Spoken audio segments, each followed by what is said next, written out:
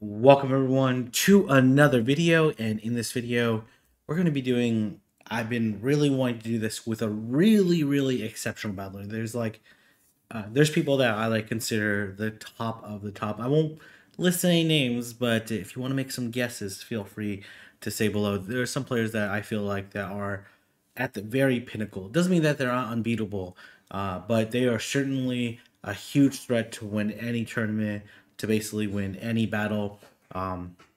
Someone whose skills are like team building, mechanics, all of it is actually is really impeccable. And Doonebug, who I'm going to be featuring, is certainly one of them. And I've said the who's the best battler in the world is very debatable. But one thing I don't think is debatable is who has the best Pokemon Go PvP resume, and that is certainly Doonebug. Doonebug is the current Sylph World Champion, was the first ever GBL legend, was I think the only battler in the world to maintain number one. Maybe there's a second person, but to maintain number one on the Sylph leaderboard while maintaining number one on the GBL leaderboard.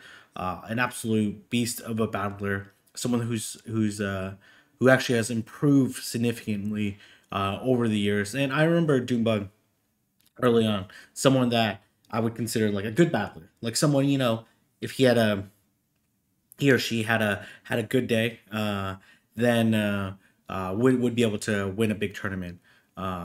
But like certainly there'd be other people that would be certainly more favored than Doonebug to win a tournament. But Doonebug has turned into this absolute titan where I'm gonna really look forward to covering the battle. I kind of wish to cover his Sylph World Championship battles because those were some absolute masterclass battles that I got to showcase. But today we're taking a look at some of his early Great League battles. I don't know how long this video is, but I'm gonna go super in depth into. We're gonna pause. We're gonna go over his teams.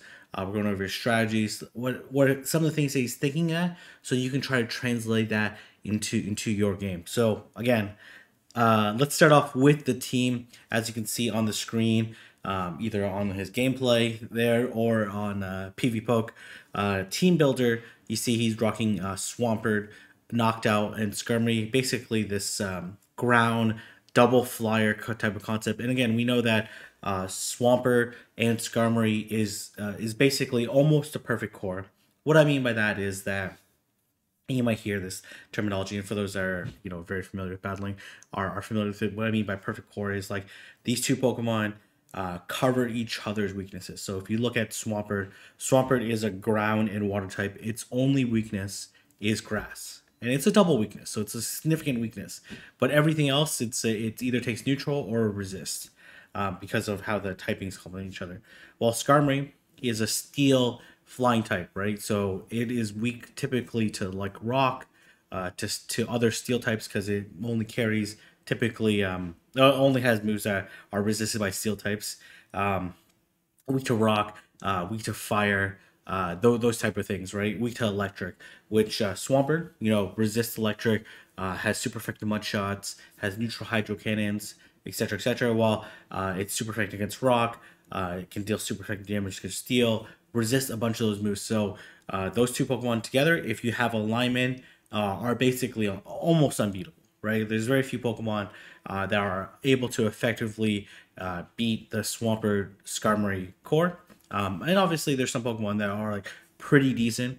There's a bunch of Pokemon that are going to be like pretty neutral to them. So, like for example, you can think of like Umbreon. For example, you can think of Azumarill is pretty neutral to both Pokemon.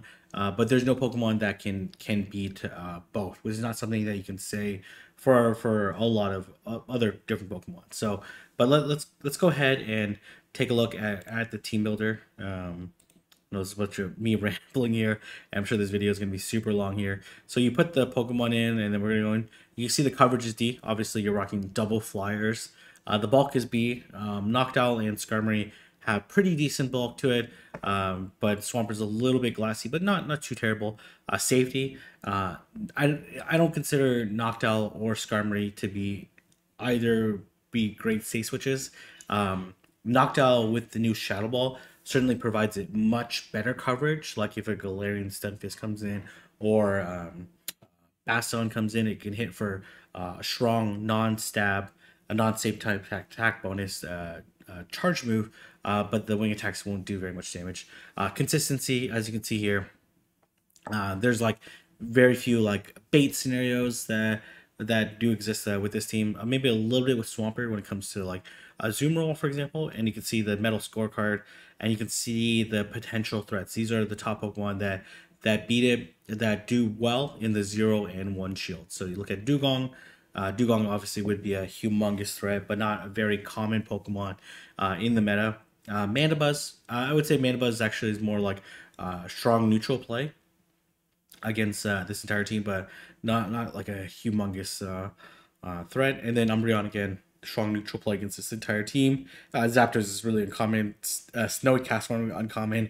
Empoleon certainly has some play in the meta. I know Zionic and his very patented Empoleon team would actually be a little bit problematic because it does contain some really strong Pokemon. But as you can see, this team doesn't have like the typical standard weaknesses that you'll see. But again, this is a little bit of an unconventional team. But Doonebug's one that, if you look at his like historical GBL teams, especially the ones that I've covered, they've been like pretty interesting. Like for example, he was one of the early users to use Mamoswine in Master Premier Classic. Back then, it was just Master Premier. One of the people that used Lantern when virtually no one used Lantern, and use like Dark Pulse Umbreon. So he's very creative with his team building, and maybe in a future video, especially when I cover more of his like Show 6 Pick 3, which I think is where he really shines. I'll be able to cover some of those details and understanding, and try to break down the mindset of a player like Doonebug. But anyways, this is a lot of me talking, not showing any battles. We are gonna go. I'm gonna pause and evaluate each lead, each matchup, each talk about switch-ins, advantages, disadvantages, and these are admittedly some early ranked battles that I haven't had a chance to see. But we're gonna try to focus on the mechanics, focus on his understanding of matchups, and then yeah, we'll see from there. Hopefully he appreciates this kind of really in-depth breakdown. Again, I'm gonna play these videos at, I believe I have it at normal speed, just so we can like pause and more effectively come to understand like how each of the matchups play out. Okay, so obviously I don't show this matchup right here. Tropius is a flying grass type, literally the worst thing that you could see as a water ground type. But there's a couple things that you do want to consider, right? One doesn't have Air Slash or Razor Leaf, and that will come into play a little bit later on, just because if we look at here, so like if we look at Swampert versus Tropius, for example, if it's Air Slash, it's like it's bad for sure, but you can almost win the downer shield, right? So that's not too bad. Versus if it's Razor Leaf, like you just absolutely get destroyed. You actually have like virtually no chance. So like if you're thinking as Doonebug, you wanna think about, okay, so if it has Razor Leaf, winning switch is like almost required to try to win this game, right? But if it's Air Slash, and you can like farm something down and throw a Sludge Wave and catch a move later and throw the Hydro Can later and get Sneak a Wing Tack and Air Slash in, you can feel like you can win, right? So those are some things that you want to immediately think about, is identify the moveset, not just panic and say this is really bad. Second thing is like in this type of situation, you want to safe switch, right? And you also start want to think about like what are some common things that pair with a Pokemon like Tropius. So obviously the biggest threat to Tropius is a Skarmory, right? So you do expect either Bastiodon or Galarian Stunfisk or some sort of steel type or huge anti-flyer that's in the back. And then as well, common team comps, right? So I know like Sableye, Deoxys, some really strong safe swap is typically paired with like a Galarian Stunfisk Tropius core. So these are some of the things that you want to think about and try to evaluate. Obviously, they could also be running double steel. but Tropy's not the most common Pokemon in the meta again. So let's go ahead and see how it's gonna play out. So we're gonna immediately switch out. It is the Air Slash variant, and they actually do stay in for a little bit. Oh man, they have a Frostlass here. So if you're Doonebug, right? So there's a couple things that you want to think about here, right? So if you're the knocked out, right? They switched out honestly pretty slow, right? So but let's look at this matchup first. So this is a matchup that Doonebug certainly would know. So you can see here in the Zero Shield, Noctowl is actually able to survive an Avalanche and get to the Shadow Ball. And the Shadow Ball actually doesn't quite KO the Frostlass, but it does put it really, really low. So if you're Doonebug, you actually feel like, pretty decent in this situation. So you got like, 2 or 3 wing attacks. You probably took a little bit of stamina damage, but it's not really too big a deal. To win switch is going to be difficult, but something to consider. So he's actually going to go straight for the Shadow Ball. We're going to see whether or not this Frostlass is going to shield. Frostlass is actually pretty strong against the team in general. So now that he's thrown the Shadow Ball, it's like pretty unlikely that he'll be able to win switch since they shielded. But let's see how he wants to play it. So he does want to at least get down to the Zero Shield. And if this is their best anti-flyer, he's actually feeling pretty decent right now. He's actually going to choose to double shield. Pretty interesting play. There are some considerations here. So, for example, he is probably going to throw the Sky Attack, and then likely, okay, this is a couple things you think about. So in this scenario, there's a couple ways to reasonably play this. One, you just they're gonna get to the Avalanche before you're gonna get to another move, right? That's just the reality of it, right? Like Doonebug knows the counts. So a potential plan, we'll see if he implements it or if he's able to execute it, depending on the player, is catch the Avalanche onto the Swampert. You hope to bait out the Tropius, and then you farm down the Tropius with Skarmory, and then you have a bunch of energy, and you still have about a third health, 40% health Noctowl, and then probably about a half health Skarmory by the time you farm down the Tropius, but loaded with 100 energy. So let's see how he's going to execute this pick plan. Again, these battles I have not seen. He does draw the shield here.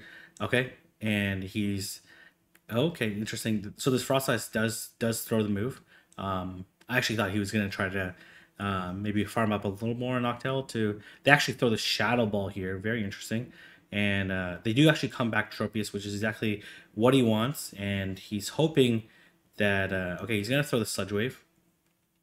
Ideally, the Tropius wouldn't farm down, but looks like it's going to let this Sludge Wave go through. Obviously, shields are down. But you actually feel pretty decent in this scenario since the Frostlass is pretty much dry on energy, has a little bit of energy, but you're going to look to farm all the way down. They actually throw the Aerial Ace here. Again, an absolutely terrible move. But Tropius is super tanky, and you're going to be able to come out with almost a Brave Bird. And you drew out the Anti-Flyer and Frostlass, but we're going to see if they're going to have 2 Anti-Flyers, which I would expect them to have a stronger answer to Skarmory. Frostlass is a pretty good answer and does win most shielding scenarios, maybe outside the Zero. But we're going to see... Oh my gosh, okay, so they're going to come into Drapion here. He's going to look to farm up a good amount of energy because he knows that the Frostlass is pretty dry. He's going to get hit by the Crunch. He can't obviously get hit by a second Crunch. Going to throw the Brave Bird. Then I do expect the immediate swap out.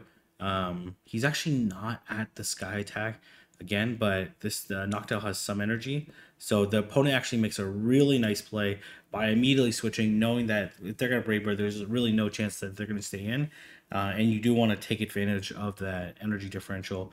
Okay, so this is looking pretty good, but this Drapion does have to potentially farm to 2 moves, but it is not able to. So really nice play, baiting out the Tropius so they could farm it down with Skarmory, and with shields down, that Brave Bird does a tremendous amount of damage. This is a little bit of an unconventional team because I do expect them to typically have a stronger Skarmory answer than Frostlass. and Drapion. I think Drapion generally loses Skarmory. It is super spammy. The poison things actually do no damage though. So, but nice game by Doonebug. So, and actually like pretty well played by the opponent as well, making the right read. So certainly a pretty strong opponent that he went up against. So again, these are going to be like a little bit earlier ranked battles, but I think there's a lot of mechanics in that he can certainly implement. And obviously, he's battling very high up people because he has done very well in the previous one. So obviously, I don't have to say that a grass type in the form of Venusaur is very bad for the team. But again, you want to think about things that Venusaur is typically weak against. So fire, flying, psychic. So steel rocks are almost certainly going to come into play. But if you think what you want to think about later, though, again, you want to know how much can Swampert do to a Venusaur. Like, what do I have to do? So if I throw a Sludge Wave plus a Hydro Cannon, it pretty much KOs the Venusaur. So something to think about a little bit later on. Obviously, you're gonna immediately swap and get out of here. And we're gonna see the immediate swap into Noctowl, getting a 2 or 3, and they actually come into Galarian Stunfisk. And you want to obviously take a look at this matchup. And obviously, Doonebug, someone as well researches himself, obviously knows this matchup quite well. So the Shadow Balls do about 30%. And you can see that Noctowl actually makes us an extremely close zero shield matchup. They do have to land 3 Rock Slides. Likely, if you go to 2 shield matchup, they'll like almost be able to farm down the Noctowl. He does have a rank 1 Noctowl. Not that I think that makes too big a difference in this scenario, but he did have a little bit of energy advantage. So very typical team comp. He's going to at least look to pressure some shields here. And obviously we see he has a great support system in place. You can see he's looking to, this Galarian Stunfisk is looking to load up, does get the extra wing attack through, which is pretty nice. And he's obviously prepared for this, right? This is going to be a very common counter switch to the Noctowl, right? So, but this is where Shadow Ball is really valuable in this type of situation. Like, I don't like Shadow Ball is like so extremely game breaking. But it certainly moved Noctowl up, maybe from like fringe meta, not even fringe meta, like a strong Pokemon that had like lacked coverage to a Pokemon that is like, you know, top 20 in the meta. But you can see here, it's kind of a debate on what he's going to do here. So he's actually going to let this go. And then this Galarian Stunfisk, actually the opponent threw it at a really good time. He's obviously going to look to farm all the way down. Unlikely that he'll shield even the Earthquake. But let's see. Oh my gosh, he actually catches the EQ there. That was a... Okay, that's not what I was expecting, but really nice play, knowing that the Galarian Stunfisk is going to look to farm down. Obviously, he's going to have to deal with like whatever's in the back, but now this Galarian Stunfisk is very low, and we're going to see what's in the back. It looks like the opponent is actually kind of hesitating on what to do there. So, but that's him just keeping track of really good counts, knowing what the player is likely going to do. And there's actually a Sableye in the back, and this is looking really good right now. Obviously, this Skarmory took quite a bit of damage from the Earthquake, but with that energy, plus the energy on Swampert is really nice. And as well, there's a couple things here that catching allows him to do. So one, it allows him to like take, instead of taking a move on Swampert that's glassier than Skarmory. First off, right, if the moves were like equal amount resisted or super effective, you want to take the move on Skarmory. Secondly, Skarmory actually does have the type advantage over the Earthquake since it single resists the Earthquake, so that's really nice. 3, it actually allows him to take advantage of differentials, not differentials in clock, allows him to switch out potentially sooner than he would be able to otherwise, right? Because obviously, if he took the EQ on Swampert, he would take the EQ, farm it down, then immediately swap, and they would immediately counter swap to Sableye. So he does have the opportunity, as you can see here. If he's about 15 seconds away, 16 seconds away from being able to throw, be able to switch to Swampert, and Swampert does have a Hydro Cannon. And if he has a chance to take out the Sableye, or take both shields from the Sableye, and then throw on Swampert, then he might have a chance to take out the Venusaur. The Venusaur does have energy, so that's something that he needs to take into consideration. So he is going to throw the Sky Attack. Clock is almost up. It should be about 5 or 6 more seconds away from being up. So he actually throws immediately because he wants to get out and throw the Hydro Cannon at this Sableye if it does end up shielding. Or he's gonna look to CMP tie. He does throw the Hydro Cannon, which is Sableye should be able to survive. And then they immediately swap into Venusaur. He's going to commit to this Sludge Wave, which is actually going to do quite a bit of damage. So it does about 60% to Venusaur. And this Venusaur is going to have a really hard time farming down at the threat of a potential Hydro Cannon. So it looks like the opponent is going to... Oh, the opponent actually... So obviously the opponent made a mistake there, right? So understandable play though, because like a Hydro Cannon would KO here. And likely the Venusaur is at 2 moves anyways. So he's just going to let this go, obviously. And then he has a kind of a big hill to climb. He's actually going to let this go. I don't know how low the Sableye is, but it should be really close to a move. And this, honestly, this is looking pretty tough right now. Unless he can feint to, I don't even think he survives one Shadow Claw here. But as you can see, he turned a matchup where it looks like really difficult to somewhere where he put himself in a very advantageous situation to try to win that matchup. Honestly, maybe the only thing that he could have done, for example, was like actually not take the Shadow Claw damage onto. So if we saw right here, where is it? So right before he switched. Again, this is being like really nitpicky on this particular situation here. So here he took like a decent amount. Like he probably took like at least one Shadow Claw. Obviously he wanted them to be in the middle of the move before he threw. But honestly, if he threw on the Venusaur then threw on the thing, then he would have been in a little bit better position. So again, being very nitpicky here, but he had a beautifully executed plan and almost came back from a very difficult situation. So obviously the opponent making the right play regardless, because they were at two frenzies, right? So there's no point in risking and getting hit by the Hydro Cannon and like losing the game. Like you might as well just try to land the frenzy plan. And the Sableye was going to get to the move beforehand. So I'm sure someone can go back and count and see whether or not the Sableye had a move. But if he would have switched out a little bit sooner, he could actually potentially shielded that and then got some of the air slash damage off. So, but really well played after a very tough lead and very tough counter switch. So,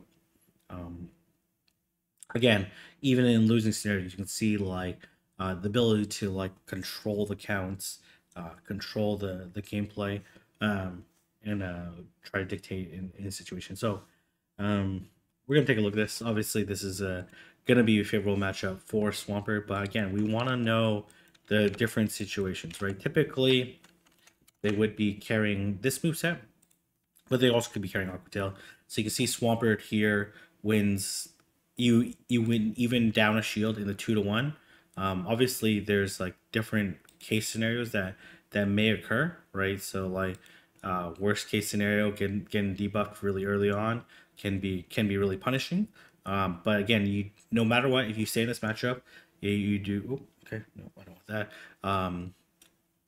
But there's a couple things to consider. One, this is a very good matchup for Swampert. But two, you're running an ABB team, so you want to think what is the probability that they have an anti-flyer in the back? So what is realistically what's Drapion really weak to in the meta? So, it's probably the most common things that it's weak to in the meta are going to be Swampert and Galarian Stunfisk, right? So you expect some fighters in the back, right? You expect maybe some grass in the back, right? Because Drapion as a dark poison is only weak to ground, right? So you expect some grass in the back. So you feel pretty comfortable in this scenario. So I don't think there's an immediate need to switch out. But these are some of the things that you need to think about. Even in a favorable lead, when you're running an ABB team, you want to think about, like, do I need to potentially switch out and bait out that Bastiodon, bait out that Galarian Stunfisk? Especially Bastiodon would be probably the worst case scenario, but it's very unlikely that they have a Drapion lead and Bastiodon in the back at like the higher elos where people run typically teams with like more coverage. Obviously, early on in the ranks, people can run whatever they want, right? So that's a little bit different of a scenario, but let's go ahead and get started. Okay, started actually a little bit late, and the poison stings are resisted, so he's actually gonna throw right away. He's like looks like he's like 1 turn or 2 turns behind. So like one poison sting, one fast move behind. Poison sting and mud shot generate energy at the same rate. So we're gonna see how they're gonna. But okay, here's also a thing that you want to think about is why are they staying, right? So this is not a favorable matchup for the Drapion, right? Do they have something in the back that I should be worried about? So if I was Doonebug, I would consider throwing this Hydro Cannon and actually just switching right away to Noctowl, just to bait out something in the back. Just because, like, again, Skarmory has not that bad a matchup versus the Drapion 2. So at least that's something I would think about. Like, there's no reason for someone to stay in a really bad matchup, in my opinion, for the Drapion. So that's at least how I play it. Let's see how Doonebug wants to approach it. Yeah, so he's thinking the exact same thing. They're at double crunch right now. He's thinking like, okay, there must be a reason why they're staying in, and it's a good enough reason to take the move on to Noctowl. So there's a couple reasons why. Okay, they actually end up throwing the Sludge Bomb, so now you know the moveset. So now they should be dry. One, Noctowl's tankier than Swampert, right? This is like a pretty big difference in this situation right here, right? So you can see Swampert has a 1816 stat product versus Noctowl has 2100 plus. So even though they throw the Sludge Bomb, which is like is more damage than the crunch that they would have thrown onto the Swampert, it's still advantageous to take this move here. And you see exactly what happens in the back. Ends up being a G-Fist. This is like a really unlikely team composition, right? But again, if they're staying, one, you want to evaluate the lead. You're like, okay, if they're gonna stay, why are they staying? Can I take a shield and then switch out or whichever, right? So but you do need to bait out. And the fact that they threw the move onto the Noctowl is actually really advantageous because one Rock Slide does not KO the Noctowl as we've seen before. So they're gonna have to throw both moves here, and then as well, Noctowl's gonna be able to put it into the G-Fist into Hydro Cannon range. So this is good. They're obviously gonna build up quite a bit of energy, but little they know that this Noctowl is really tanky. So this Rock Slide is not going to come even close to KOing. So they're going to have to throw again, and they actually throw. I don't actually know who wins CP. I'm sure it's actually very close. He's going to let it go because Noctowl's done its job. It's baited out the anti-flyer. He's going to come back into Swampert. He's obviously keeping track of the energy. Wants to throw the Hydro Cannon at this Galarian Stunfisk. So we're going to see how they're going to play this out. He knows that this is just going to be a Rock Slide. And obviously the opponent knows that they're going to get beat to the move. So they want any chip damage they can get. He's going to farm up a little bit here. And going to throw... okay.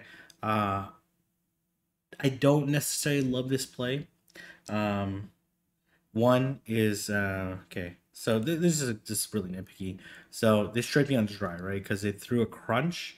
It did get an extra move in, right? So by the time Doonebug, it CMP tied with Doonebug on the double Hydro Cannon, it was at 10. So it was at crunch, right?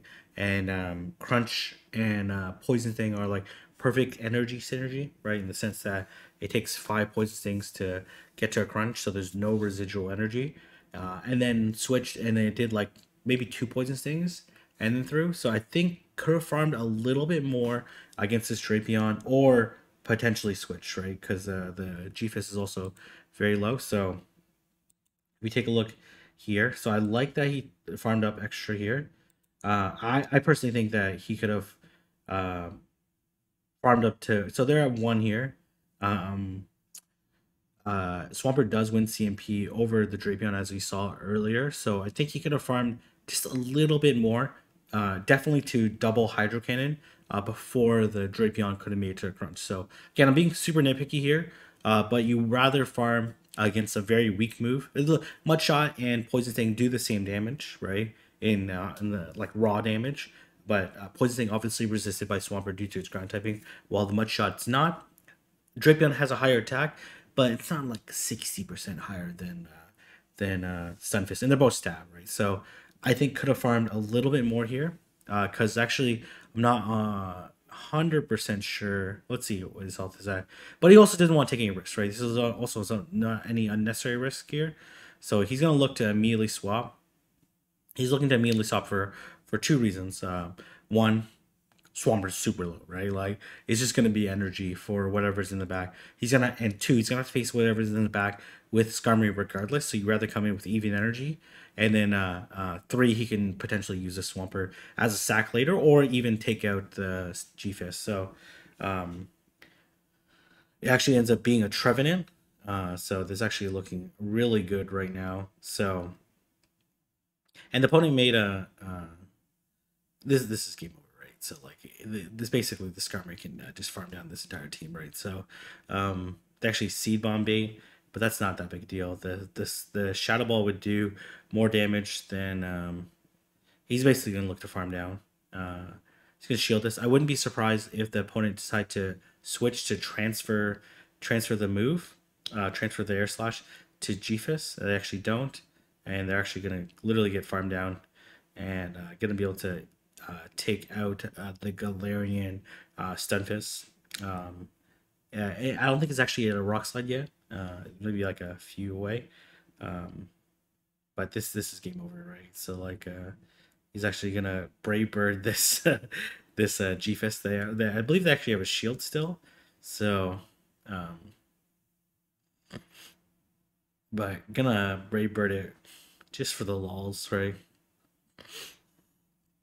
And this obviously would be able to KO the Stunfisk there. So okay, let's just really highlight the winning decision in that matchup.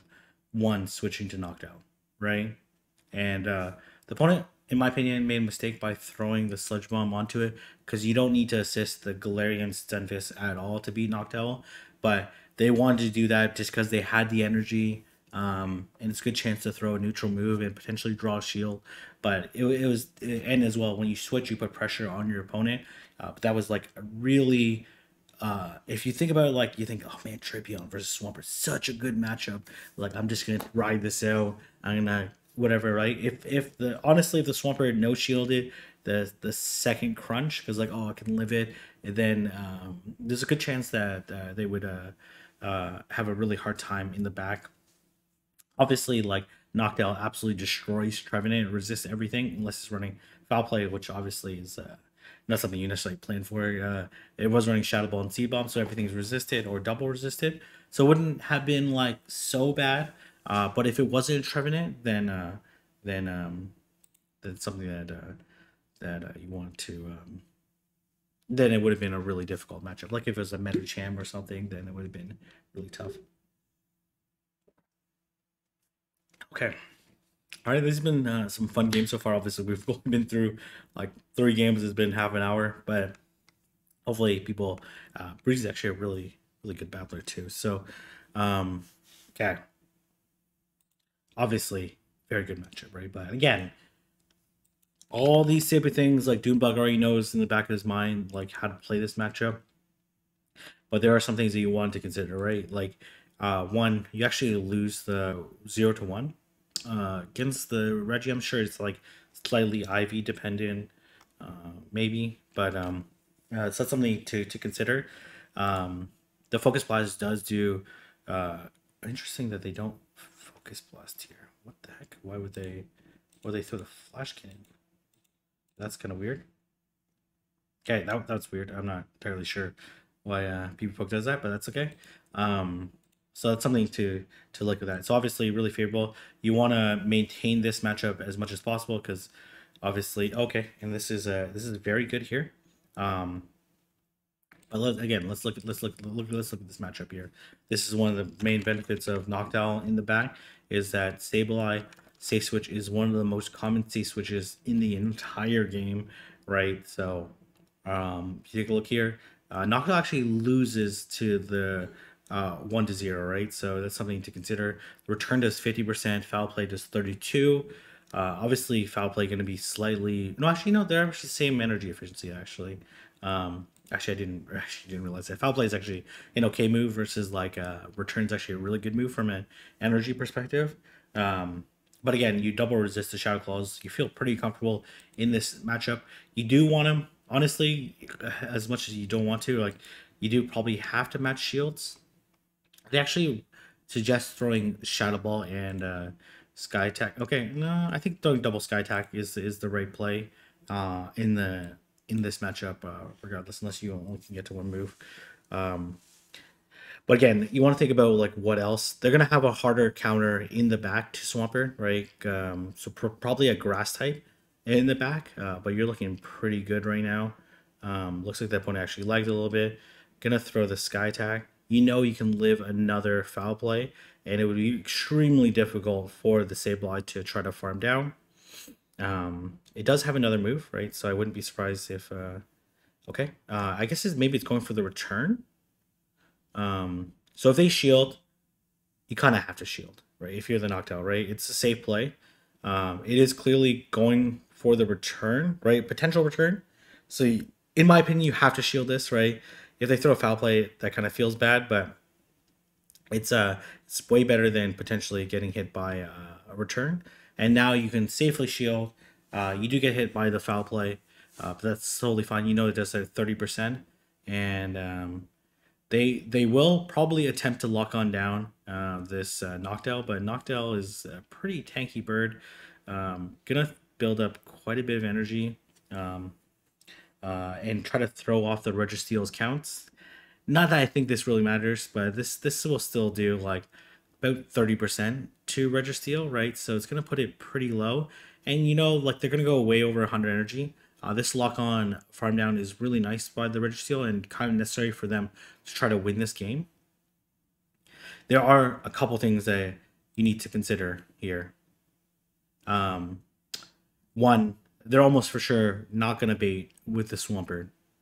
But in my opinion, the correct move is not to shield the Swampert. Because you don't want to put your Skarmory at a disadvantage, a shield disadvantage going into the last matchup, and you're gonna put this Registeel pretty low that even Skarmory could beat it in the back. So what you don't want to do is shield the Swampert and then them potentially having like a Trevenant in the back, and then putting your Skarmory at a shield disadvantage and make it more challenging. So this is what the opponent's trying to do, right? They match shields, they make it the one shield, and they want to give their last Pokemon the 1-0 shield advantage, which is super powerful in most matchups. So let's see how they're going to do it. So they're obviously at 100 energy. They went way over 100. Don't expect them to bait. They actually throw the lock on just so they don't switch here. So in my opinion, this does a lot. The Focus Blast does a lot, but you cannot shield. There's no way you can shield here.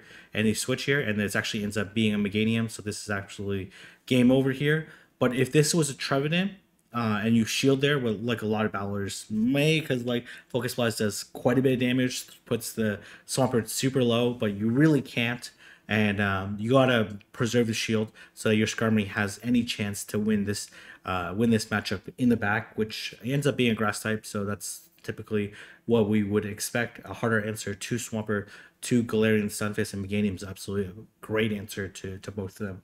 So really nice first set by Doonebug there. So hopefully we saw like the knocked out safe switch, really nice kind of like team predictions that he did employ. So I'm really enjoying these battles and breaking them down. Let me know what your thoughts are and your feedback is on this. I really enjoy. So obviously this is not the most friendly view to view on mobile, but okay.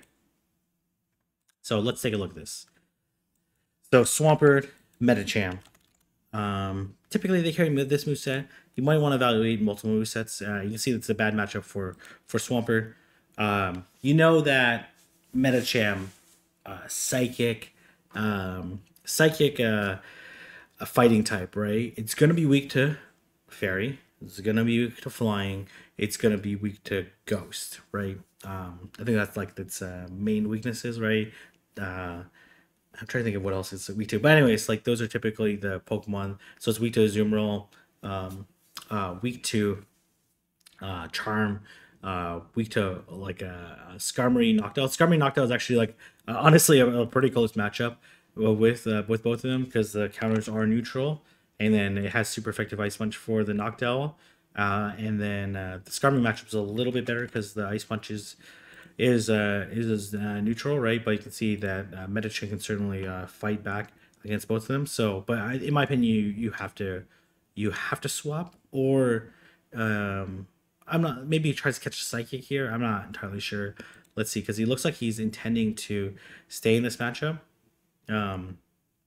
which in my opinion maybe not the best situation. Looks like he's gonna try to throw right before the Psychic and then potentially catch the Psychic onto the Noctowl. You really can't stay. I don't think there's any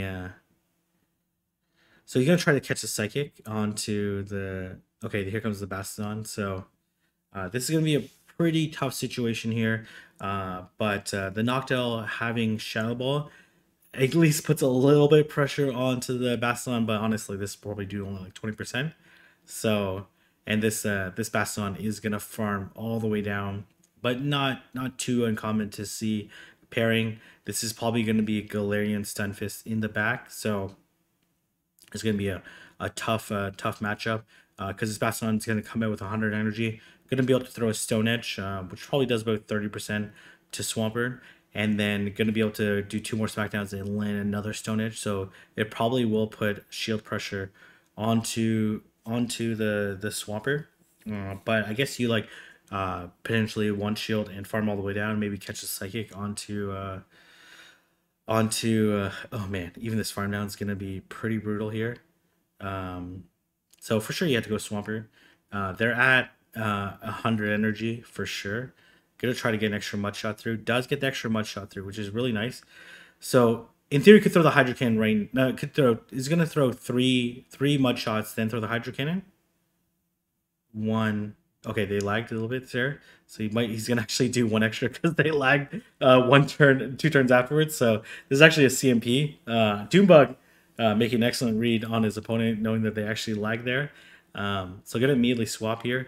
But they're gonna Ice Punch here, right? So you're gonna take neutral from this move. It's very unlikely that they're gonna throw Psychic here, just because considering how low the Swampert is. It actually ends up being a Lickitung in the back. This actually Lickitung Metacham is also a really strong core because Lickitung does deal with the Ghost weakness and is able to like beat the Azumarill. Gonna let this go. But catching the move again creates this differential in the clock. Not that you really want.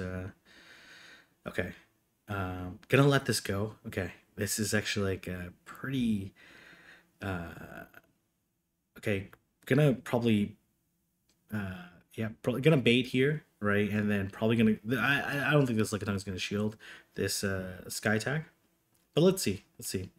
Oh, actually does. So he's gonna go for the Brave Bird. and then immediately swap.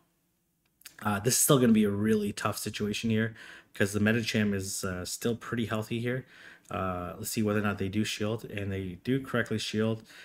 This is going to be a very tough situation, to be honest, because you need to land 2 Hydro Cannons. You do want to farm versus the licks as opposed to the counters, but okay. Okay, I don't love that play, to be honest, because I think you always want to have a Hydro Cannon ready for the Medicham. Yeah, so I think that is a mistake there. I think you do farm up to double, because look, you can see like how much more damage the counters did versus the licks, but maybe you can still make it to the move. So in my opinion, like if Doonebug would have farmed, so the opponent has to make a mistake for in order for Doonebug to win here. But if we would have farmed to 2 Hydro Cannons through the 1 Hydro Cannon, the Medicham immediately comes in, you Hydro Cannon right away, then you can see that the counters, again, I'm being like a little very overly critical here of like a potential win con, but you can see the counters do 7 damage versus Lickitung, a Pokemon that has a non-stab fast move, and a fast move that does significantly less damage does 2. So we're talking about it's half the duration, so it's like 4 per second. So you're looking at fast move that does 4 per second versus one that does 7 per second, right? So if you look, the Swampert was like still like kind of far away from the move. So, but honestly, was just two mud shots away, right? So Doonebug had to not throw right away to win that game there, right? It still would have been really difficult, really challenging. I really like how he played this Skarmory Lickitung matchup, but it was going to be pretty challenging unless he played almost perfectly there. So again, being very critical of a matchup that was likely almost not going to be winnable. But I also think like staying in a little bit longer versus the Medicham is a mistake there, but maybe he wanted to. Okay, so obviously very good matchup here, right?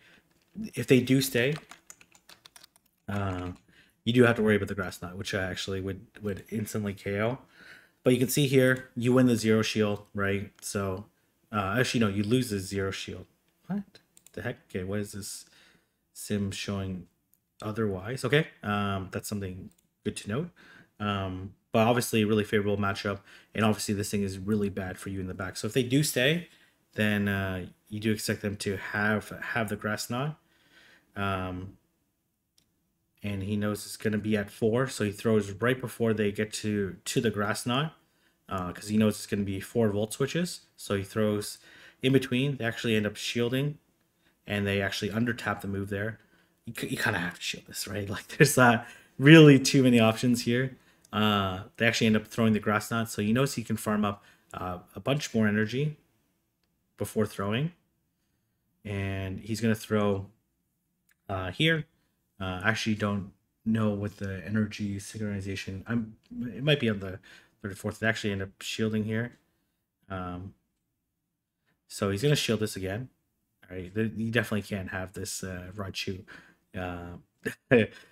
touching the Pokemon in the back. They actually Thunder Punch bait here, and that's actually kind of a nice play by the opponent because it does put pressure onto the Swampert to throw rather than farm some more. So I like that play because unlikely that they would let it go. So, but okay, if you're thinking about it, yeah, I like this play here. So I like this play because like, why in the world would they say Raichu versus Swampert, right? So he knows that he needs to preserve energy on the Swampert, preserve health, so he's going to immediately swap. Obviously, he doesn't have a great answer to Swampert, but if it ends up being a Bastion or a G-Fist in the back, he needs to get out. Obviously, Bastion would be the worst case scenario, but ends up being a Talonflame, which is okay. Not the best case scenario, not the worst, right? So he does throw here, right? So gonna land the Sky Attack.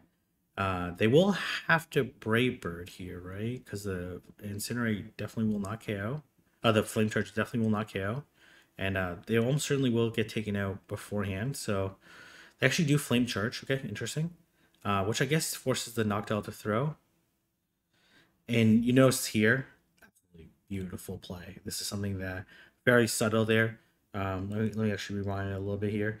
He actually decides to do 4 wing attacks. Let me just go back here. So he knows that they're two incinerates away from another flame charge. So he's actually 3 wing attacks away from the sky attack.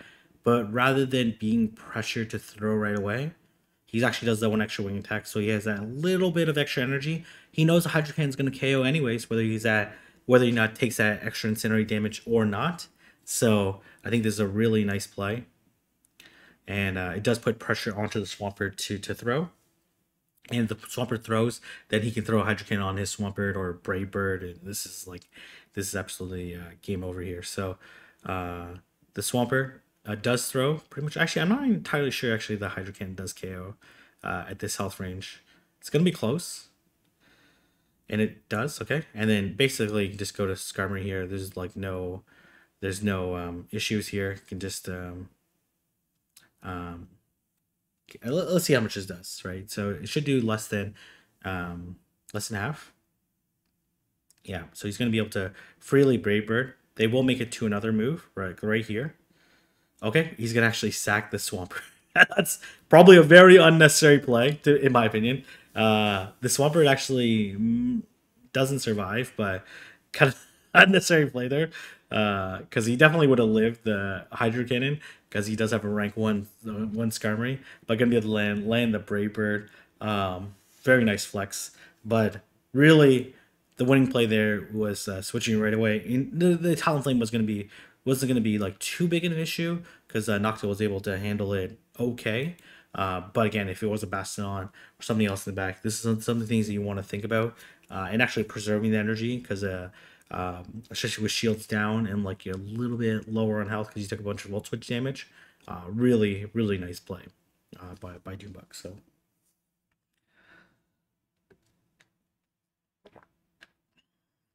Got the FaZe Clan Shaker. So, okay, let's see how he decides to play this. I personally would like to see the immediate switch out to Noctowl, just because these counters do so much damage. He's going to throw 1 before the Psychic. And they actually end up shielding. Okay, and they actually like end up being like a little bit desync there. I do expect them to Ice Punch. I find it very unlikely that they're gonna throw the Psychic here. Oh, they actually do throw the Psychic. Okay. I don't love this play here. So I really don't love this play. Staying in, just because I like the threat of like a G-Fist in the back is he's gonna look to take another shield here. And if they straight Psychic, obviously this is a really, really favorable situation. Gonna immediately switch here. And they actually have, oh my gosh, they actually have a, this is very interesting here. And safe switching to Skarmory was interesting. Maybe we want to try to catch the Psychic onto the Skarmory, but this is actually like pretty tough situation here. Gonna throw the Brave Bird. This is actually a really difficult situation, right? This Brave Bird is going to do a decent amount of damage, but he's dry on Swampert, and this discharge will certainly KO. And they probably farmed close to 100 energy, so they for sure. Oh my gosh, they Mud Bomb. Okay, interesting. Gonna be able to land another. Okay, that was a huge mistake by the opponent. They probably Mud Bomb because they like, oh, okay, defense drop by 2 stages there. But now they don't have very much energy in the back, right? They have a little bit of energy, right? Likely they'll beat, okay, the opponent actually, okay, interesting, is actually lagging here. So, and Doonebug doing the appropriate play, always being observant of the opponent, and gonna try to farm it down, and gonna basically on CMP with the stuff is. Okay, well, if you're gonna win in GBL, Okay, gonna throw the gonna immediately throw the Hydro Cannon because the Medicham does have a move. And this is gonna the Medicham actually decided not to throw. That's interesting. That's very interesting.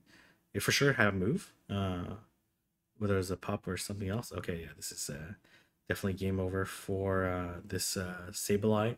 The opponent obviously making a huge mistake by going the Mud Bomb onto the Skarmory, especially when they had Mudshot. If they had Thundershock, the Mud Bomb would make a little bit more sense. Honestly, you save 5 energy with the Mud Bomb. I think it's better off undercharging the discharge because you already know how much the discharge is gonna do. But I guess I don't know. I don't know here. Anyways, should just be able to land this Sky Attack and take out the Sableye. Doonebug, always so observant on his. Obviously, he's probably listening with earbuds, so he can like hear the animation and hear the lack of animations. They both have like Mudshot there, so that's that's pretty interesting there. So obviously, 10,000 Great League battle wins is quite a bit. So.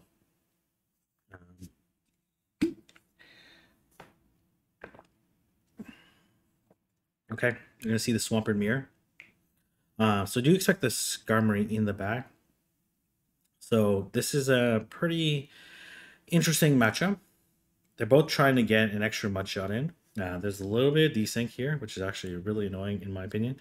Let's actually take a look at this matchup, Swampert mirror, right? So like the Hydro Cannons do 52 damage, so you really can't take 2 of them. You can definitely take 1. Earthquake obviously wouldn't KO, but typically they don't carry Earthquake. Does get the extra Mudshot in. Actually gonna shield this because it does want to preserve this because oh my gosh, they went for the Earthquake. Are you serious? Okay,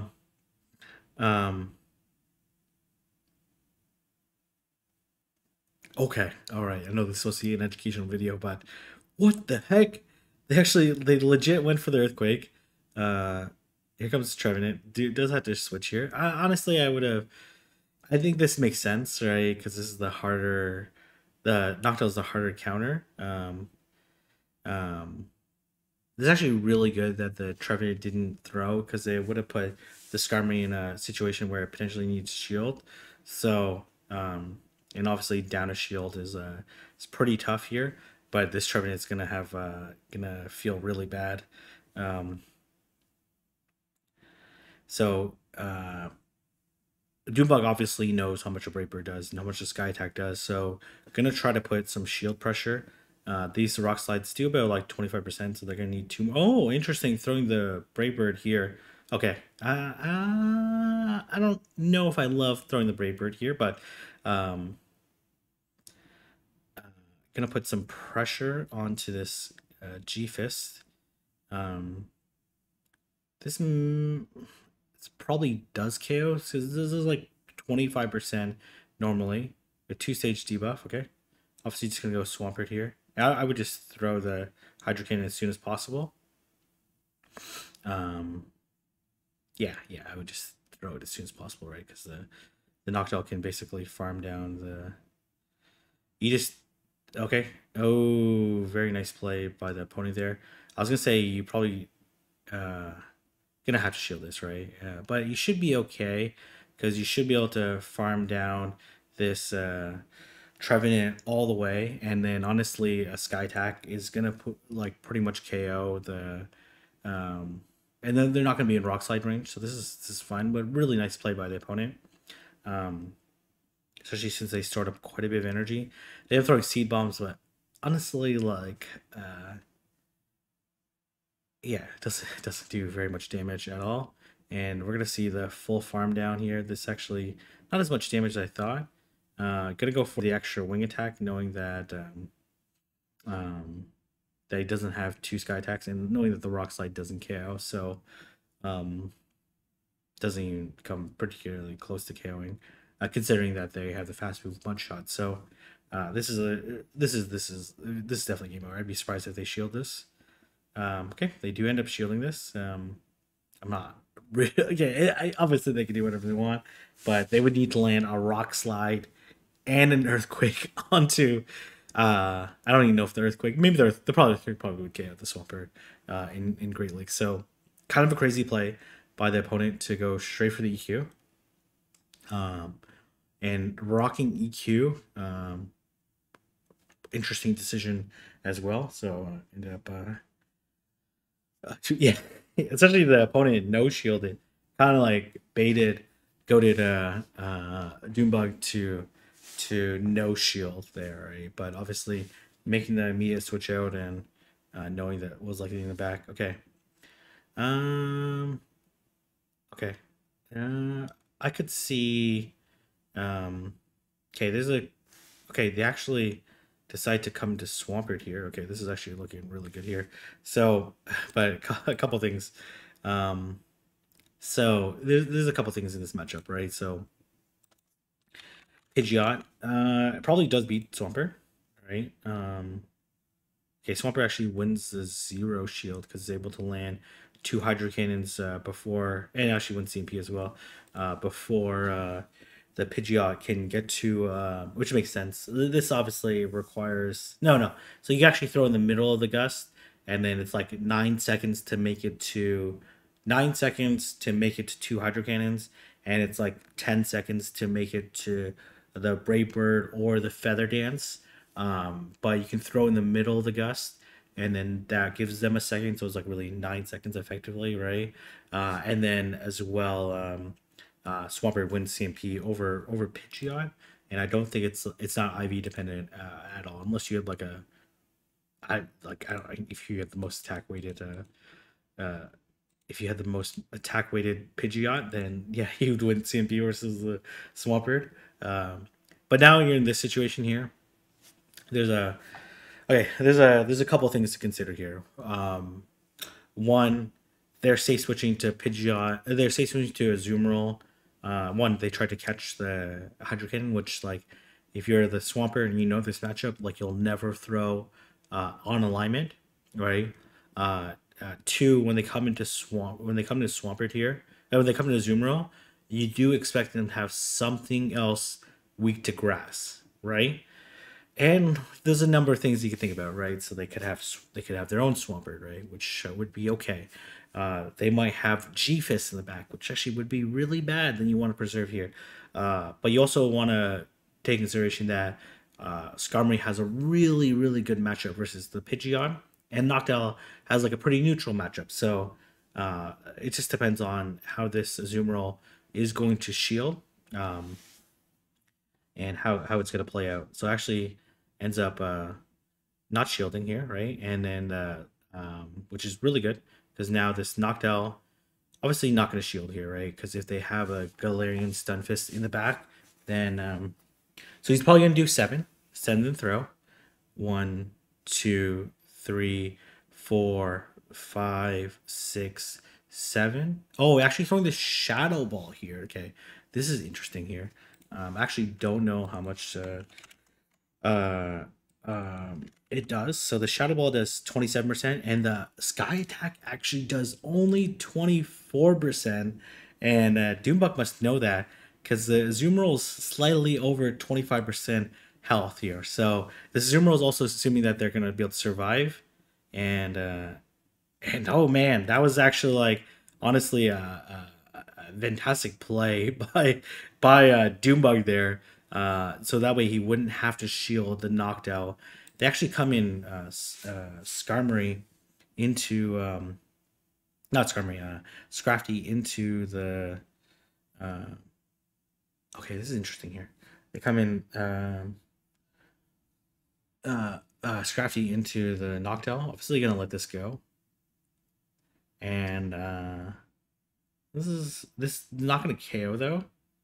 So they do get like 2 more counters in, or 3 more counters in. Actually, kind of bad here, but I think for sure you go Swampert here.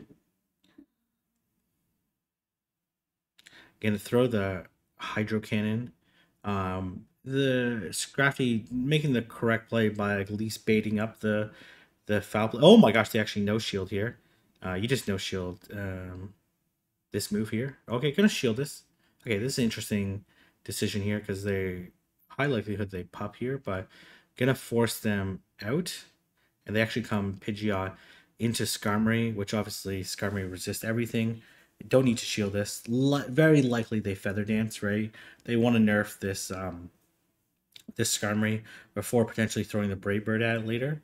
I'm gonna throw the Sky Attack, which honestly, now that it's nerfed, it's not gonna do very much damage. Yeah, so that's actually kind of a nice play by the Pidgeot, and I do expect the Pidgeot to throw another. So Doonebug tried to sneak one in, but because of how the council line looks like it wasn't gonna happen. So, and maybe if you Brave Bird here, I don't know. Okay, gonna Sky Attack.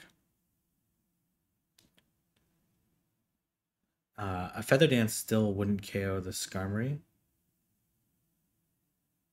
Okay, gonna go for that extra Air Slash.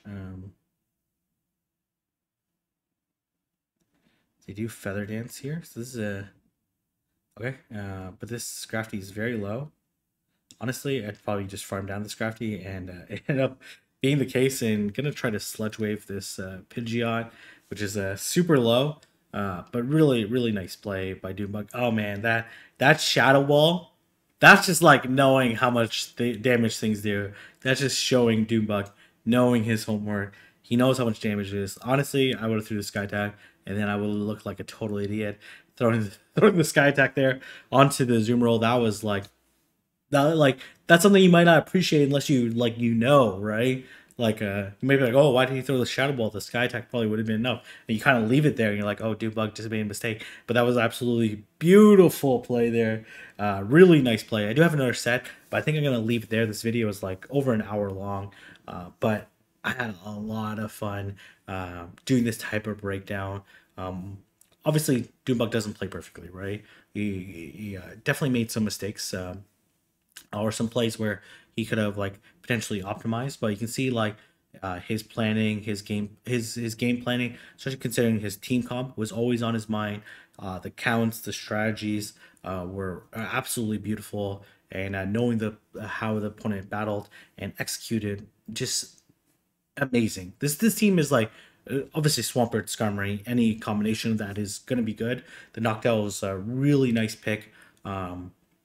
Especially with the Shadow Ball edition, but that was just like an amazing showcase of someone's skill and demonstration, and hopefully you get appreciated in this.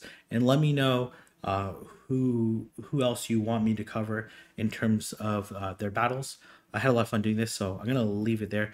If you like this video, like, comment, and subscribe, and I'll see everyone in the next video.